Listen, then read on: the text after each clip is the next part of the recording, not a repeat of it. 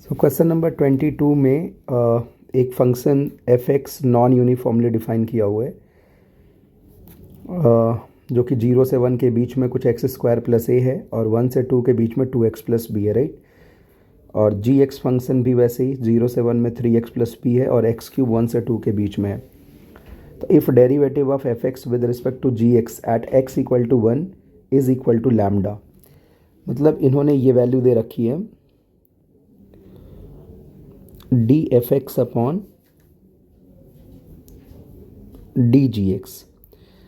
You can write this one as dfx upon dx upon dgx upon dx. तो इन्होंने पूछा then which of the following statements is oblique are correct. तो सबसे पहली बात, अगर एफ एक्स का डेरिवेटिव एग्जिस्ट कर रहा है तो f x should be continuous. तो अगर मैं एफ फंक्शन को कॉन्टीन्यूअस बनाऊं, एफ फंक्शन को अगर मैं कॉन्टीन्यूअस बोलूं तो इसका मतलब यहाँ पे लेफ़्ट हैंड लिमिट और राइट हैंड लिमिट इक्वल होने चाहिए. तो यानी आप अगर लेफ़्ट हैंड लिमिट 1 पे कैलकुलेट करेंगे, 1 इज़ बेसिकली जंक्शन पॉइंट, तो वहीं देखना होगा, यानी 1 plus a that should be equal to 2 plus b. यानी आपको a माइनस बी की वैल्यू मिल जाएगी 1 के इक्वल. ये अपने पास एक रिलेशन है और ये रिलेशन आती है, this is actually necessary condition. So a minus b should be 1, ये करेक्ट हो गया, राइट. और ऐसे ही g को भी कॉन्टीन्यूअस होना पड़ेगा, g भी कॉन्टीन्यूअस होगा, यानी g की बच्चे लेफ़्ट हैंड लिमिट और राइट हैंड लिमिट 1 पे बराबर होगी. So 3 plus b that should be equal to 1. तो बच्चे b की वैल्यू आएगी -2. और अगर b की वैल्यू -2 आ गई तो आप यहाँ पे v की वैल्यू पुट करके a निकाल सकते हो. सो a की वैल्यू आ जाएगी -1. यानी इतनी देरी में जब मैंने a और b निकाल लिया तो a प्लस b भी मैं कैलकुलेट कर सकता हूँ, क्योंकि ऑप्शन में ऐसा दिया हुआ है. तो इसकी वैल्यू -3 हो जाएगी, मतलब a भी करेक्ट हो गया. अब मुझे ये डेरिवेटिव निकालना है.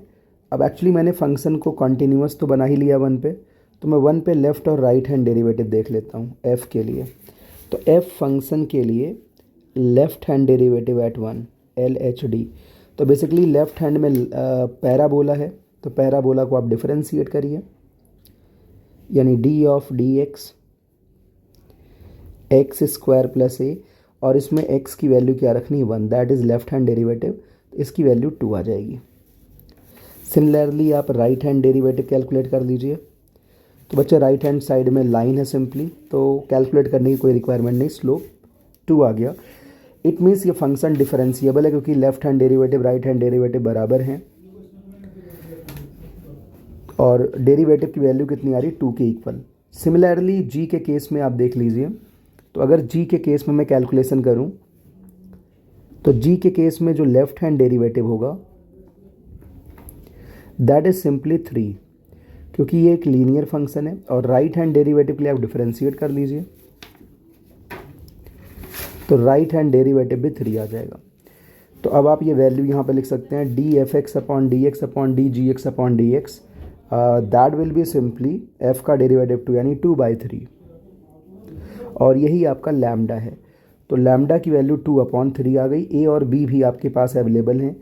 ए की वैल्यू बच्चे -1 है और बी की वैल्यू -2 है. तो a b upon lambda you have to calculate. तो ए इंटू बी की वैल्यू कितनी हो जाएगी, यहाँ पे अगर देखें तो a into b upon lambda, यानी -1 इंटू -2 अपॉन लैम्डा की वैल्यू 2/3 है. सो इट मीन्स 3 आ गया, यानी थर्ड भी करेक्ट होगा. अब -b अपॉन लैम्डा देखना है, तो -b अपॉन लैम्डा आप देख लीजिए. b की वैल्यू कितनी -2, मतलब -2 अपॉन लैम्डा 2/3 है. तो यहाँ से ये वैल्यू भी कितनी आ गई 3 के इक्वल. मतलब बच्चे ये भी सही होगा. तो इसके चारों ही ऑप्शंस करेक्ट हैं. ठीक है, तो इसमें इतना ही. Thank you.